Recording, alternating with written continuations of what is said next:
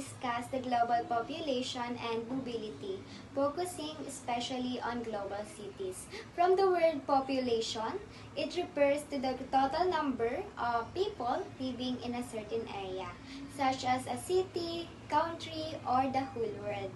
It tells us how many people are in a place at a given time. And mobility means the movement of people from one place to another. This can include moving for work, education, better living conditions, or travel. People may move from rural areas to cities or from one country to another. Mobility helps spread ideas, skills, and cultures. So before we start and deepen your understanding of this topic, let me introduce my groupmate. So here is Miss Crystal Ann Asilo and yours truly, Jessa Nahera. In this presentation, we aim to achieve three main objectives, which are understand the role of global cities in the international economy, technology, and governance, and identify key characteristics and examples of global cities, including their economic roles and global connections. And last, determine the factors contributing to the growth and classification of global cities, such as globalization, mobility, and advanced service sectors. To begin this presentation, so just what I have said earlier, when people move within or between cities, they bring knowledge, skills, and wealth. This flow of people helps cities share resources efficiently and creates new economic opportunities. So, mobility is not just movement. Also, it helps cities grow smarter, richer, and more resilient. Global cities are places that offer advanced services such as banking, finance, and telecommunications. They are central to worldwide communication and decision-making. These cities act as headquarters for multinational companies and major international institutions.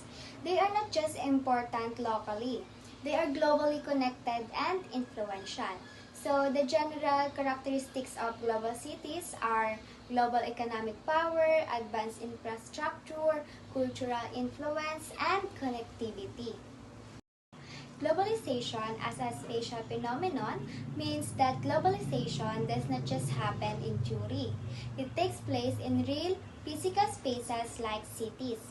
So as countries become more connected, things like foreign investment, job opportunities, and skilled people tend to move into urban areas. So cities become the main locations where international businesses grow, workers gather, and economies expand. So this is why cities are at the center of globalization. They are where global connections are built and experienced. In 1999, the Globalization and World Cities Study Group and Network created a system to rank cities based on their importance in the global economy. This system focuses on how cities connect to international finance, business, culture, and communication. They identified three levels of global cities, which are alpha cities, also known as full-service world cities, and beta cities, known as major world cities, and gamma cities, also known as minor world cities. So the first one is alpha cities. These are the top global cities that are offer full services in business, finance, media, and politics. They are highly influential and often serve as headquarters for multinational companies. So, the examples of alpha cities are New York, London, Tokyo, and Hong Kong. Second is the beta cities. These cities are regionally important with strong economies and international connections, but not as globally dominant as alpha cities. So the examples of beta cities are Sydney, Mexico City, and Madrid. So the last one is gamma cities. These are smaller global cities that serve as local or regional hubs. They are connected globally but in a limited way. So the examples are Bangkok, Amsterdam, and Barcelona. So the ranking is not just about size, it's about function. So a city might not be large in population, but if it has strong global ties, it can be ranked highly. In 1994, the Globalization and World Cities Group updated their classification of global cities. Instead of just ranking them by size or influence, they started to look at what specific roles cities play in the global system. So they introduced two new types, which are well-rounded global cities and global niche cities. So the first one is well-rounded global cities. These are cities that perform strongly in many global areas like finance, politics, culture, and media. So examples are New York and London. They have a balance of global power in many sectors. So the second one is global niche cities. So these are specialized cities that may not be powerful in all areas but excel in one specific global function. So example is Zurich. So Zurich is known for global banking and finance. So this reclassification helps us understand that cities don't need to be big and to be globally important. They just need to have a strong global contribution in something important. Here's also the two types of world cities, which are subnet articulator cities and worldwide leading cities. So subnet articulator cities, these are cities that connect smaller regions or networks within a country or continent. Think of them as important hubs that help spread information, trade, or culture within a smaller area, like key connectors in a local or regional system.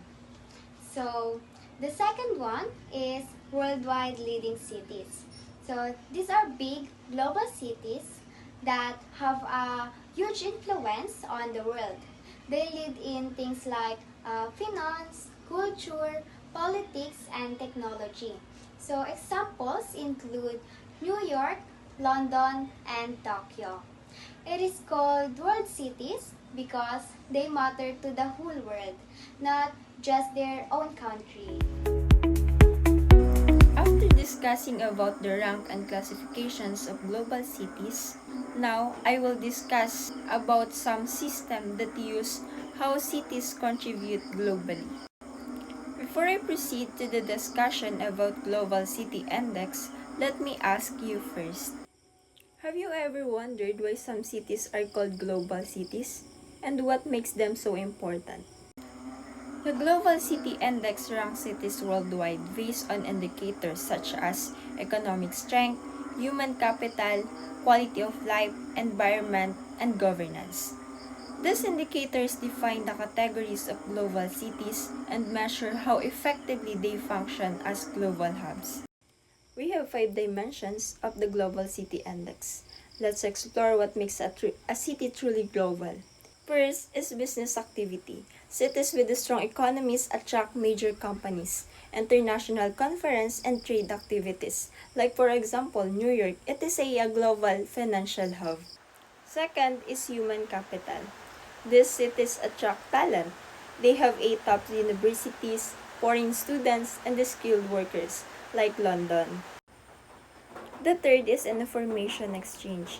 Cities with strong media presence and advanced technology help spread information worldwide. Like for example, Tokyo. It is a leader in digital innovation.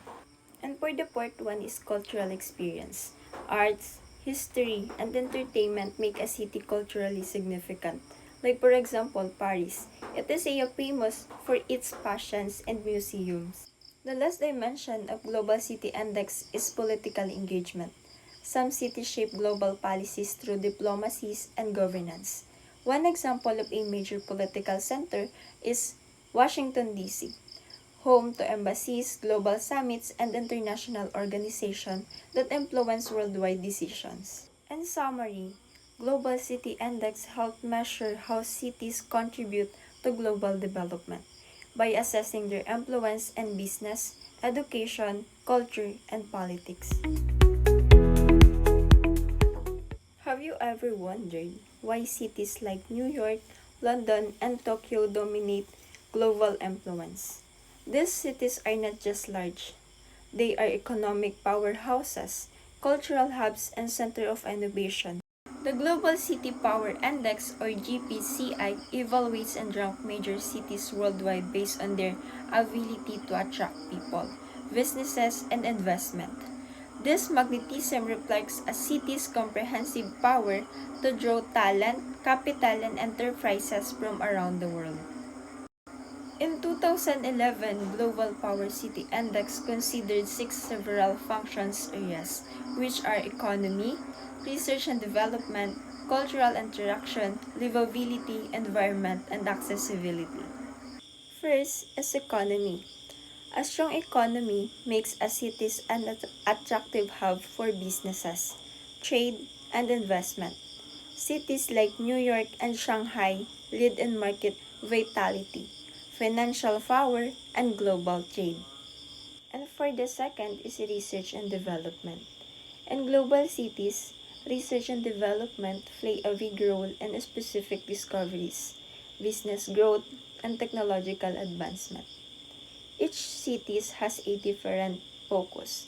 For example, in Tokyo, Japan, it is known for its strong emphasis on robotics and artificial intelligence, making it a leader and teach innovation.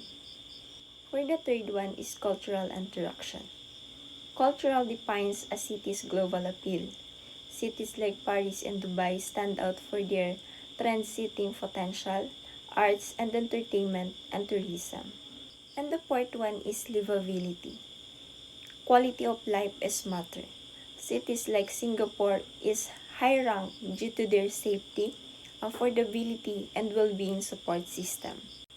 And for the fifth one is a environment. A sustainable city focuses on ecology, pollution control, and green infrastructure. And our country, in Manila, has been working on waste management program, flood control system, and green spaces to improve urban sustainability. Effort like Pasig River rehabilitation aim to restore natural ecosystem.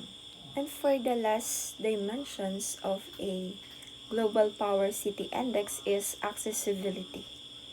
Connectivity is the key. Cities with efficient transformation, airport, and infrastructure, like Hong Kong and London, are global gateways for people and businesses. The Global Power City Index helps cities understand their strengths, weaknesses, and areas for improvement, shaping urban development and global competitiveness. A few decades ago, people worried that rapid population growth would make life harder. More people meant fewer resources, crowded cities, and tougher living conditions. But today, well-being has actually improved. So, how did this happen? They have six key ways that global cities make life better. First is market responses. It is a adapting to demand. As population grow, businesses find ways to produce more goods, build better homes, and create more jobs. Competition drives improvement in goods and services, making life easier for people everywhere. Second is innovation. It is a new ideas for a better life. Innovation drives progress. Technology has changed how people live, work, and stay healthy. Medical advancement, faster communication, and smarter city planning have made life more efficient. It is improving overall well-being. Third is globalization, connecting the world. Globalization allows countries and cities to work together, sharing knowledge, goods, and opportunities. Through trade, education, and cultural exchange, ideas spread across borders, leading to better jobs, improved healthcare, and stronger economies. Fourth is urbanization, expanding opportunities. As more people move to cities, Government invests in better roads, schools, and hospitals, making life easier while boosting job opportunities. Global cities like London and Singapore have focused on improving transportations, public spaces, and education, ensuring millions of people live in well-connected and thriving environments. Second to the last is fertility decline, changing family priorities. As cities modernize, families tend to have fewer children. Parents focus on quality over quantity, ensuring their children receive better education, healthcare, and future opportunities. Global cities support this by investing in schools, healthcare system, and child-friendly policies. And for the last one is investment in children, building a stronger future. Government and communities and global cities understand that health, educated children create a stronger future.